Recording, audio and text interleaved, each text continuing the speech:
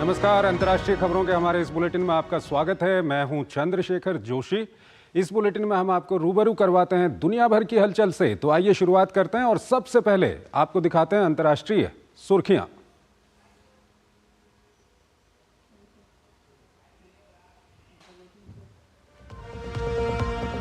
NDA की जीत के बाद पीएम मोदी को दुनिया भर से बधाइयों का तांता। रूस के राष्ट्रपति पुतिन ने फोन पर बात कर दी बधाई। अमेरिका के राष्ट्रपति जो बाइडेन ने भी दी बधाई। इटली, जापान, यूएई समेत विश्व भर के अलग अलग देशों के नेताओं ने दी बधाई।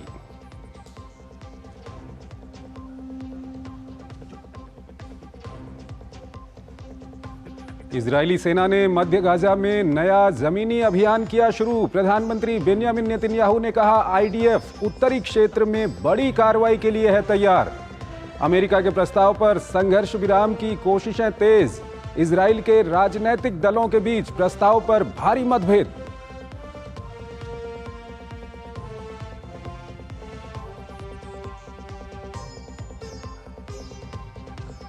लेबनान में बंदूकधारियों ने किया अमेरिकी दूतावास पर हमले का प्रयास। पकड़ा गया एक सीरियाई नागरिक। किसी के हताहत होने की खबर नहीं। हमले के पीछे के कारणों का फिलहाल पता नहीं।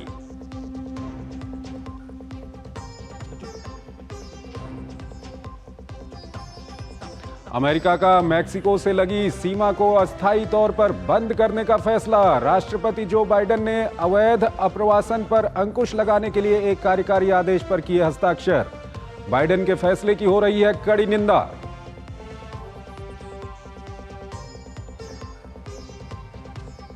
इटली की प्रधानमंत्री जॉर्जिया मेलोनी ने अल्बानिया में प्रवासी स्वागत केंद्र का किया दौरा। इटली ने प्रवासन पर अंकुश लगाने के लिए पिछले साल अल्बानिया के साथ किया था समझौता।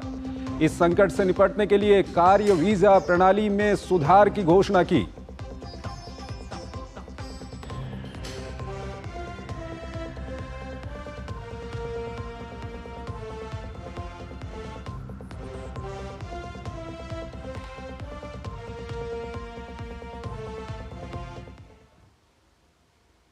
और आइए सबसे पहले आपको लिए चलते हैं एशिया की ओर।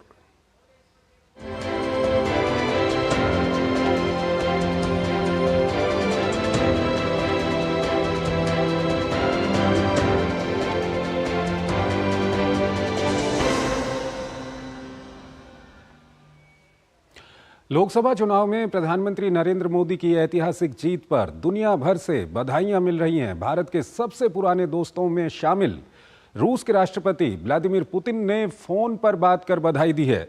उन्होंने कहा कि आम चुनाव में भाजपा की जीत के लिए आपको बधाई। साथ ही ये भी कहा कि हम नई दिल्ली के साथ आपसी साझेदारी और संबंधों को बहुत महत्व देते हैं। पुतिन ने यह भी कहा कि आपकी सफलताओं के साथ साथ अच्छे स्वास्थ्य और समृद्धि की भी कामना करते हैं।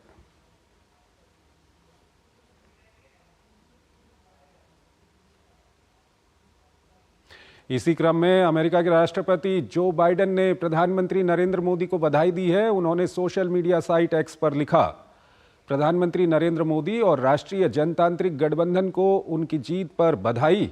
इस ऐतिहासिक चुनाव में लगभग 65 करोड़ मतदाताओं को भी बधाई। हमारे देशों के बीच मित्रता और भी बढ़ रही है क्योंकि हम असीमित संभावनाओं वाले साझा भविष्य के लिए मार्ग प्रशस्त कर रहे हैं।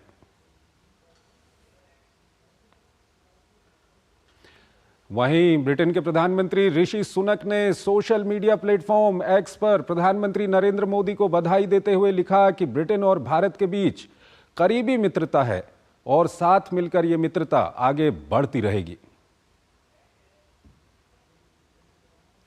इसके साथ ही फ्रांस के राष्ट्रपति इमैनुअल मैक्रों ने सोशल मीडिया प्लेटफॉर्म एक्स पर प्रधानमंत्री नरेंद्र मोदी को बधाई देते हुए लिखा कि भारत ने दुनिया के सबसे बड़े चुनावों का समापन कर दिया है। बधाई हो नरेंद्र मोदी, मेरे प्यारे दोस्त। हम साथ मिलकर भारत और फ्रांस को एकजुट करने वाली रणनीतिक साझेदारी को मजबूत करना जारी रखेंगे।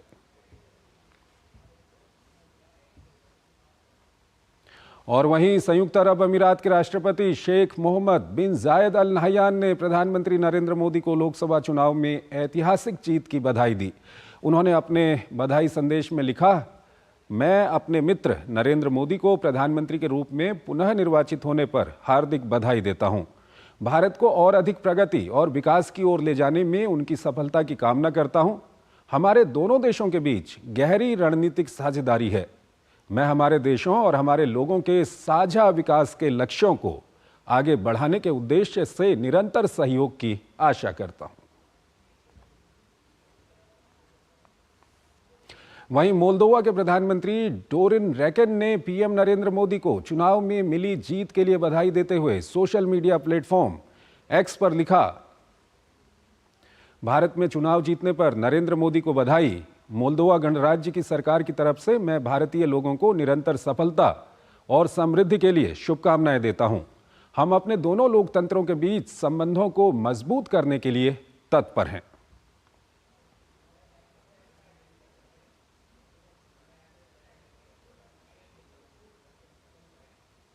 और वहीं ग्रीस के प्रधानमंत्री किरियाकोस मित्सोताकिस ने सोशल मीडिया प्लेटफॉर्म एक्स पर प्रधानमंत्री नरेंद्र मोदी को बधाई दी है।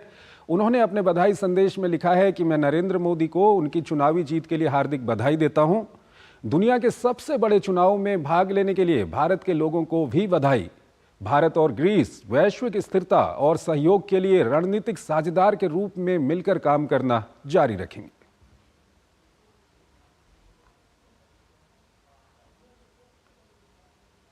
और आइए अब आपको दूसरी अंतर्राष्ट्रीय खबरों की ओर लिए चलते हैं। गाजा में इजरायली सेना लगातार हमास के खिलाफ सैन्य अभियान चला रही है। इजरायल ने बुधवार को मध्य गाजा में हमास के खिलाफ नया सैन्य अभियान शुरू करने की भी घोषणा की है। वहीं इजरायल और हमास के बीच युद्ध विराम की कोशिशें भी तेज हो गई हैं। बाइडेन द्वारा घोषित समझौता प्रस्ताव पर कतर ने मंगलवार को कहा कि यह प्रस्ताव अब दोनों पक्षों की स्थिति के काफी करीब है। गाजा में हमास के खिलाफ इजरायली सेना का अभियान जारी है। इजरायल ने बुधवार को मध्य गाजा में हमास के खिलाफ नए सैन्य अभियान शुरू करने की घोषणा की है। आईडीएफ ने कहा है कि उसके लड़ाकू विमान मध्य गाजा में हमास आतंकियों के ठिकानों पर हमला कर रहे हैं, जबकि जमीनी सेना अल ब्यूरेज के क्षेत्र में खुफिया जानकारी के आधार पर केंद्रित तरीके से काम कर रही है। इस बीच इजरायल के प्रधानमंत्री बेंजामिन नेतन्याहू ने लेबनान से लगी उत्तरी सीमा का दौरा किया और कहा कि उनकी सेना उत्तरी क्षेत्र में कड़ी कार्रवाई के लिए तैयार है। हिजबुल्लाह द्वारा दागे जा रहे रॉकेट और ड्रोन के कारण सीमा से लगे कई इजरायली शहरों को खाली करा लिया गया है। अगर उन्हें लगता है कि वो हमें नुकसान पहुंचा देंगे तो बड़ी गलती कर रहे हैं। हम उत्तर में बहुत कड़ी कार्रवाई के लिए तैयार हैं। किसी न किसी तरीके से हम उत्तर में सुरक्षा बहाल करेंगे। इस बीच हिजबुल्लाह ने रामोत नफ्ताली में इजरायल के वायु रक्षा प्रणाली आयरन डोम को एक निर्देशित मिसाइल से निशाना बनाने का दावा किया है। हालांकि इजरायल की तरफ से इस पर तुरंत कोई प्रतिक्रिया नहीं आई है। गाजा में इजरायल और हमास के बीच युद्ध विराम की कोशिशें तेज हो गई हैं। बाइडेन द्वारा घोषित समझौता प्रस्ताव में हमास द्वारा सभी बंधकों को छोड़ने के बदले स्थायी युद्ध विराम का प्रस्ताव है। कतर ने मंगलवार को कहा कि ये प्रस्ताव अब दोनों पक्षों की स्थिति के काफी करीब है। इस प्रस्ताव के बाद इजरायल सरकार में शामिल उग्र राष्ट्रवादी दलों ने धमकी दी थी कि अगर नेतन्याहू ने बाइडेन के प्रस्ताव को स्वीकार किया तो वो सरकार से समर्थन वापस ले लेंगे। सरकार के एक मंत्री इतामार बेन ग्वीर ने बुधवार को कहा कि प्रधानमंत्री नेतन्याहू संभावित समझौते के मसौदे का विवरण नहीं देते हैं तो सरकार के लिए संकट खड़ा हो सकता है। हमास का प्रतिनिधिमंडल मंगलवार को अमेरिका समर्थित समझौते पर बातचीत के लिए मिस्र की राजधानी काहिरा पहुंच गया है। इजरायल पहले चरण में बंधकों की रिहाई के बदले फिलिस्तीनी कैदियों को छोड़ने को राजी है। इस बीच यूरोपीय देश स्लोवेनिया ने भी फिलिस्तीन को एक स्वतंत्र देश के रूप में मान्यता दे दी है। स्लोवेनिया की सरकार ने पिछले सप्ताह फिलिस्तीन को मान्यता देने के लिए एक प्रस्ताव संसद के सामने पेश किया। 4 जून को 90 सदस्यीय संसद में मतदान के दौरान 52 सदस्यों ने विधेयक के पक्ष में मतदान किया। किसी ने इसका विरोध नहीं किया, जबकि शेष सदस्य अनुपस्थित रहे। संसद भवन के सामने स्लोवेनिया और यूरोपीय संघ के झंडे के साथ फिलिस्तीनी झंडा फहराया गया। इससे कुछ दिन पहले 28 मई को 3 अन्य यूरोपीय देशों स्पेन, नॉर्वे और आयरलैंड ने भी फिलिस्तीन को एक स्वतंत्र राज्य के रूप में मान्यता दी है। हालांकि इजरायल ने इस फैसले की निंदा की और 3 देशों से अपने राजदूतों को वापस बुला लिया है। अगली खबर लेबनान से है। लेबनान के अमेरिकी दूतावास में एक बंदूकधारी ने हमला किया है। दूतावास के निकट तैनात सुरक्षा बलों ने भी जवाबी कार्रवाई करते हुए फौरन उसे अपने कब्जे में ले लिया और उसके प्रयास को निष्क्रिय कर दिया। अमेरिकी दूतावास ने भी इस घटना की पुष्टि की है। दूतावास ने बताया कि इस दौरान कोई भी हताहत नहीं हुआ है। लेबनान में बुधवार को अमेरिकी दूतावास पर एक हमले का मामला सामने आया है, जहां एक बंदूकधारी हमलावर ने दूतावास पर अंधाधुंध गोलीबारी करने का प्रयास किया। दूतावास के निकट तैनात सुरक्षा बलों ने भी जवाबी कार्रवाई करते हुए फौरन उसे अपने कब्जे में ले लिया और उसके प्रयास को निष्क्रिय कर दिया। हालांकि इस जवाबी कार्रवाई में हमलावर घायल भी हो गया और सेना ने उसे तत्काल अस्पताल में भर्ती भी कराया। लेबनान की आर्मी ने बंदूकधारी हमलावर की पहचान एक सीरियाई नागरिक के तौर पर की है। इसी के साथ ही दूतावास की सुरक्षा व्यवस्था और चाक चौबंद कर दी गई। साथ ही अन्य हमलावरों की भी खोजबीन जारी है। वहीं अमेरिकी दूतावास ने भी इस घटना की पुष्टि की है। उन्होंने बताया कि यह घटना सुबह की है। दूतावास के मुख्य द्वार के निकट छिटपुट गोलीबारी की सूचना मिली। हालांकि इस दौरान कोई भी हताहत नहीं हुआ है। अमेरिकी दूतावास बेरूत के उत्तर में स्थित है, जो कि सुरक्षा के दृष्टिकोण से अति विशिष्ट क्षेत्र में शामिल है। इस क्षेत्र में हर नाके पर सुरक्षा व्यवस्था काफी कड़ी रहती है। इसके प्रवेश द्वार पर रास्ते में कई चौकियां शामिल है। साल 1983 में यहाँ पर हुए एक आत्मघाती हमले में 60 से अधिक लोगों की मौत हुई थी, जिसके बाद इसे बेरूत से उत्तर क्षेत्र में शिफ्ट किया गया था। बीते वर्ष भी दूतावास के बाहर गोलीबारी की घटना हुई थी, लेकिन इसमें कोई भी घायल नहीं हुआ। वर्तमान में गाजा युद्ध के शुरुआती दिनों में यहाँ पर प्रदर्शन करने के लिए बड़ी संख्या में प्रदर्शनकारी आए थे। ये सभी दूतावास के बाहर एकत्र हुए थे। इस दौरान लेबनानी सुरक्षा बलों को उन्हें पीछे हटाने के लिए काफी मशक्कत करनी पड़ी थी। और आइए अब आपको दिखाते हैं अमेरिकाना।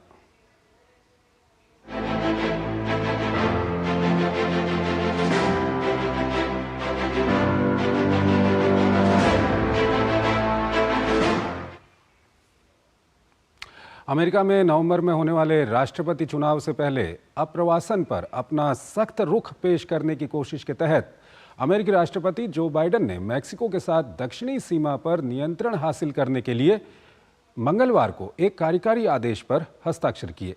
राष्ट्रपति जो बाइडेन के इस कदम की हर तरफ आलोचना हो रही है। संयुक्त राष्ट्र शरणार्थी एजेंसी ने भी बाइडेन के इस कदम पर चिंता व्यक्त की है। मंगलवार को राष्ट्रपति अवैध आव्रजन पर नकेल कसने के लिए एक कार्यकारी आदेश पर हस्ताक्षर होने के दूसरे दिन बाद कैलिफोर्निया में अमेरिकी सीमा पर यही नजारा रहा है। दर्जनों प्रवासियों ने सीमा पार करने का सिलसिला जारी रखा। अमेरिका ने बुधवार से शरण चाहने वालों के लिए मेक्सिको के साथ अपनी सीमा को अस्थायी रूप से बंद करने का फैसला किया है। अमेरिकी राष्ट्रपति जो बाइडेन ने मेक्सिको के साथ दक्षिणी सीमा पर नियंत्रण हासिल करने के लिए मंगलवार को एक कार्यकारी आदेश पर हस्ताक्षर किया। इस कदम से वह नवंबर में होने वाले राष्ट्रपति चुनाव से पहले आप्रवासन पर अपना सख्त रुख पेश करने की कोशिश कर रहे हैं। अवैध प्रवासन की समस्या से निपटने के लिए लंबे समय सीमा को अस्थायी तौर पर बंद करने पर विचार किया जा रहा था। ऐसी आशंका जताई जा रही है कि अवैध प्रवासियों की दैनिक गिरफ्तारियां 2500 से अधिक बढ़ सकती हैं। सीमा को अस्थायी तौर पर तब तक बंद रखा जाएगा जब तक अवैध आप्रवासन गिरफ्तारियों की संख्या 1500 से कम नहीं हो जाती। दावा किया जा रहा है कि कार्यकारी आदेश से अवैध अप्रवासियों को मेक्सिको वापस भेजना भी बहुत आसान हो जाएगा। अगर किसी नाबालिग के साथ कोई वयस्क नहीं है तो उस पर यह आदेश लागू नहीं होगा। हालांकि अप्रवासी अभी भी नियोजित पहल के तहत अपने शरण आवेदन जमा करने में सक्षम होंगे। वहीं ये अब तक स्पष्ट नहीं हो पाया है कि इसे दूर दराज वाले इलाकों में कैसे लागू किया जाएगा। साथ ही ये भी सवाल है कि मेक्सिको सरकार कितने गैर मेक्सिको निवासियों को वापस लेगी। उन्हें सीमा पर कुछ प्रतिबंध लगाने चाहिए, लेकिन पूरी तरह से नहीं, ताकि शरण मांगने वाले लोग अंदर आ सके, लेकिन उस सीमा तक जब तक सरकार इसकी अनुमति दे। राष्ट्रपति जो बाइडेन ने कहा कि सीमा को सुरक्षित करने के लिए आवश्यक कदम उठाए जाएंगे। बाइडेन के कार्यकाल में 1900 मील की सीमा पर अवैध क्रॉसिंग रिकॉर्ड स्तर तक बढ़ गई है। पिछले साल दिसंबर में औसतन प्रतिदिन 10,000 लोग अवैध रूप से सीमा पार कर रहे थे। हालांकि हाल के महीनों में यह संख्या काफी कम हो गई है, लेकिन सर्वेक्षणों से पता चलता है कि अवैध आप्रवासन अभी भी बाइडेन के लिए दोबारा चुनाव में सबसे बड़ी बाधाओं में से एक है। राष्ट्रपति जो बाइडेन के इस कदम की हर तरफ से आलोचना हो रही है। संयुक्त राष्ट्र शरणार्थी एजेंसी ने बाइडेन के इस कदम पर चिंता व्यक्त की है, जबकि अन्य मानवाधिकार समूहों ने कठोर उपायों पर कानूनी कार्रवाई की धमकी दी है। इसके पहले नागरिक समूहों ने पूर्व राष्ट्रपति डोनाल्ड ट्रंप द्वारा जारी किए गए इसी तरह के शरण प्रतिबंधों को चुनौती दी थी। हम सब ऐसे लोग हैं जो दूसरे देशों से यहाँ आ रहे हैं और उनके पास शरण का अनुरोध करने का अधिकार है, तो हमें उस अधिकार का सम्मान करना चाहिए। पूर्व राष्ट्रपति डोनाल्ड ट्रंप ने इस पर कड़ी प्रतिक्रिया दी है। उन्होंने सोशल मीडिया प्लेटफॉर्म पर लिखा कि लाखों लोग देश में घुस आए हैं और अब अपने असफल, कमजोर नेतृत्व, दयनीय नेतृत्व के लगभग 4 साल बाद कुटिल जो बाइडेन सीमा के बारे में कुछ करने का नाटक कर रहे हैं। अभी हम आपको यूरोप की ओर ले चलेंगे, लेकिन उससे पहले एक छोटा सा ब्रेक लेते हैं। Do you feel conscious while smiling? Say goodbye to your worries because an orthodontist can help you feel confident. Be it a child, a teenager, or even a working professional, braces and aligners can help you get that stunning smile. Consult your nearest orthodontist. To learn more, visit the Indian Orthodontic Society's website, bracesspecialists.com. नया phone? बिल्कुल मेरे जैसा। तेरा ही phone है। Team बस में भूल आया था तू। क्रिकेट के बाद का प्लान ऐसे मत भूल जाना भाई। क्रिकेट के बाद का प्लान मतलब पाजी? मतलब रिटायरमेंट का प्लान। इस जनरेशन ने तो उस बारे में सोचा भी नहीं होगा। नहीं भाई पहले मैच से ही सोचा है, इसलिए तो वो कर रखा है। वो मतलब क्या? वही जो सब लोग सही है करते रहते हैं। म्यूचुअल फंड्स में SIP। म्यूचुअल फंड्स में SIP। अगर ऐसे भूल भी जाओ ना तो भी रिटायरमेंट का प्लान बैकग्राउंड में चलते रहना चाहिए, ताकि आगे की लाइफ सेट रहे। सही है। म्यूचुअल फंड निवेश बाजार जोखिमों के अधीन है। योजना से जुड़े सभी दस्तावेजों को ध्यान से पढ़ें। Curiosity can take you to some out of the world places. Curious about this place? Scan this QR code before I take it off with my Seat tires. Seat, crafted for the curious. देखो यार, जिंदगी का कोई भरोसा नहीं, पता नहीं कब फोटो पे हार चढ़ जाए और फैमिली का फ्यूचर, बच्चों की पढ़ाई खतरे में पड़ जाए। तो आज ही पॉलिसी बाजार से 1 करोड़ का टर्म लाइफ इंश्योरेंस कराओ, सिर्फ 525 रुपए महीने से शुरू। बात जब पीढ़ियों के लिए बनने वाले घर की हो तो जिम्मेदारी बड़ी हो जाती है। गैलेंट समझता है ये जिम्मेदारी। अब डबल M रिब्स के साथ गैलेंट एडवांस TMT रीबार, निर्माण का रियल हीरो। गोल्डी छोले मसाले, जहाँ जाए रिश्ते बनाए। डॉक्टर ऑर्थो ऑयल के रेगुलर मसाज से जॉइंट हेल्थी रहते हैं, और अगर प्रॉब्लम बहुत पुरानी है तो डॉक्टर ऑर्थो कैप्सूल्स साथ लेना ना भूलें। अब दर्द भी घुटने टेकेगा। स्वागत है आपको ब्रेक के बाद, और आइए अब आपको लिए चलते हैं यूरोप की ओर।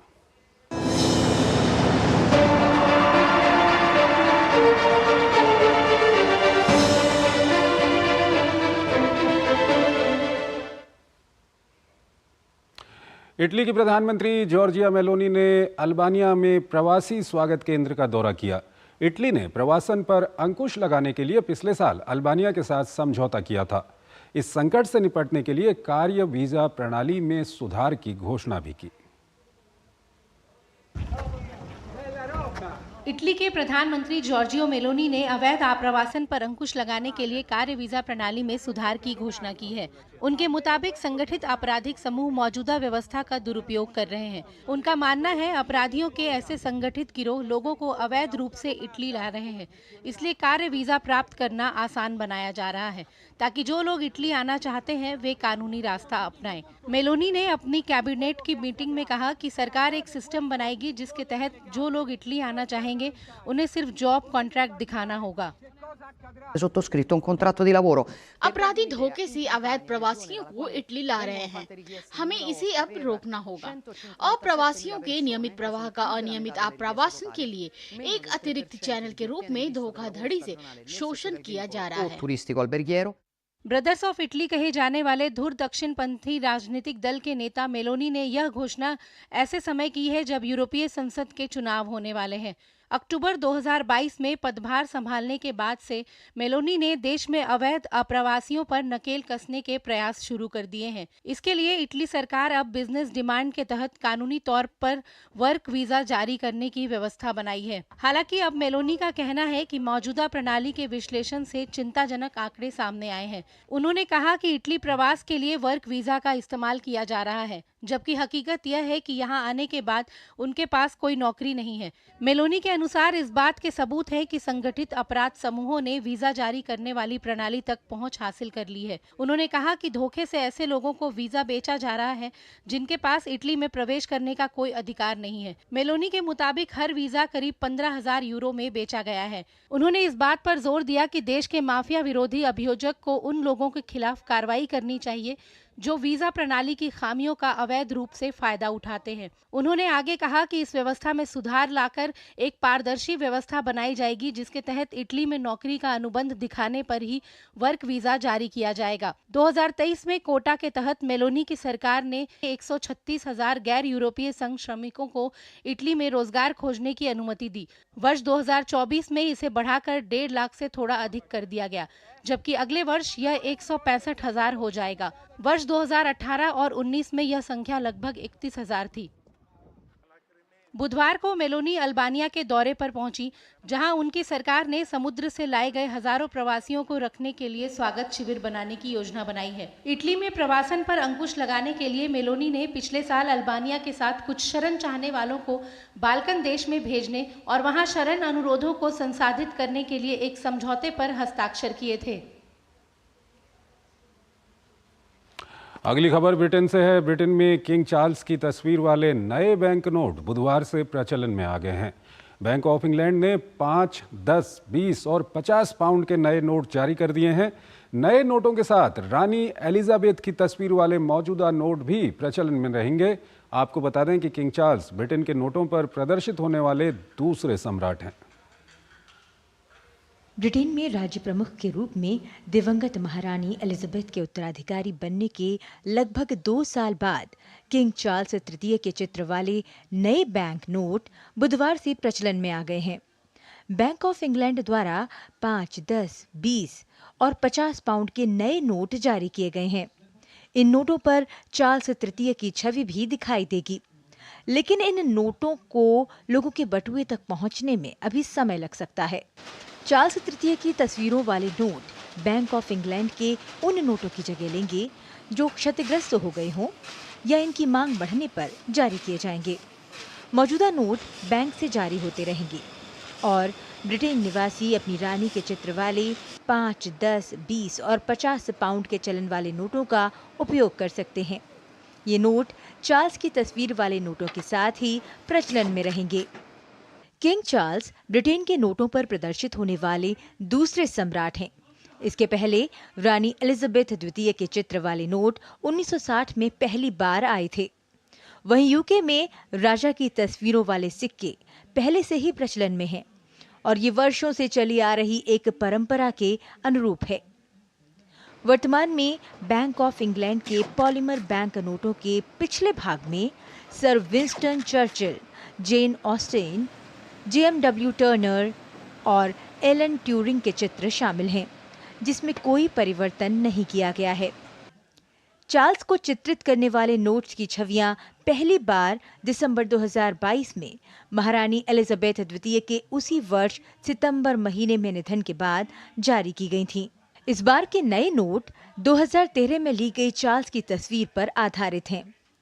राजा को बैंक से नए नोटों की पहली सीरीज भेंट करने की परंपरा है। इसी परंपरा का निर्वहन करते हुए किंग चार्ल्स को प्रथम सीरीज की नंबर के नोट का एक पूरा सेट भेंट स्वरूप दिया गया। वहीं बैंक ऑफ इंग्लैंड के गवर्नर एंड्रयू बेली ने इसे एक ऐतिहासिक क्षण बताया है। साथ ही उन्होंने ये भी कहा कि इस बार के नोट में कुछ बदलाव भी हुए हैं। इसके बाद लोग अपने पास पहले से मौजूद नोटों को चार्ल्स मुद्रित नए नोटों से बदल सकेंगे। बैंक ऑफ इंग्लैंड ने कहा कि आने वाले महीनों में सीरियल नंबर वाले नोटों की नीलामी का आयोजन होगा। इससे प्राप्त होने वाले पैसों को दान में दे दिया जाएगा। यूके में कैश एक्सेस और एटीएम नेटवर्क लिंक के लिए एक सर्वेक्षण हुआ, जिसमें पाया गया कि लगभग 48% लोगों को अपने जीवन काल के दौरान कैशलेस प्रक्रिया की ज्यादा चाहत थी। हालांकि उसी सर्वेक्षण में शामिल अन्य लोगों ने कहा कि उनकी रोजमर्रा की जिंदगी अभी भी नकदी पर निर्भर करती है। और आइए अब आपको दिखाते हैं अफ्रीका नामा।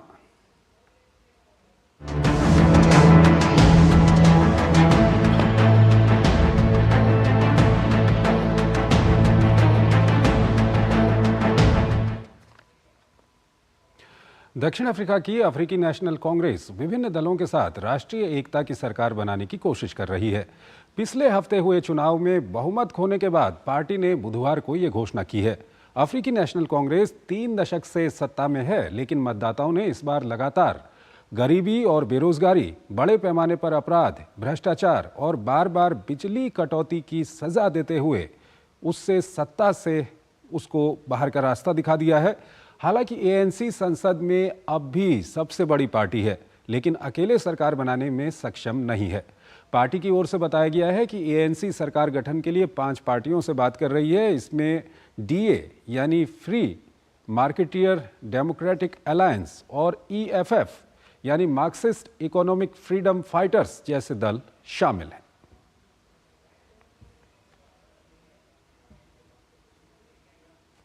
और चलिए अब आपको दिखाते हैं दुनिया का दिल।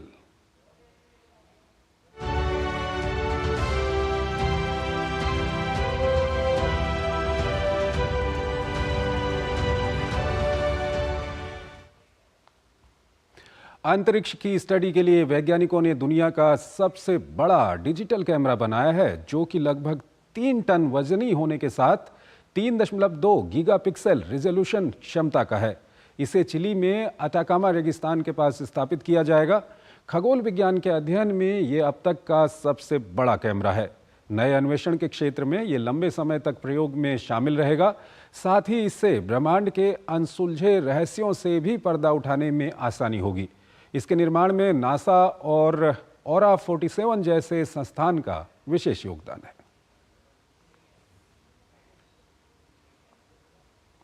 एक और छोटा सा ब्रेक लेते हैं यहाँ पर। चलिए ठीक है, इस वक्त हम ब्रेक नहीं ले रहे हैं, हम इस बुलेटिन को यहीं पर ख़त्म कर रहे हैं। आप हमारी पूरी टीम को इजाज़त दीजिए। नमस्कार।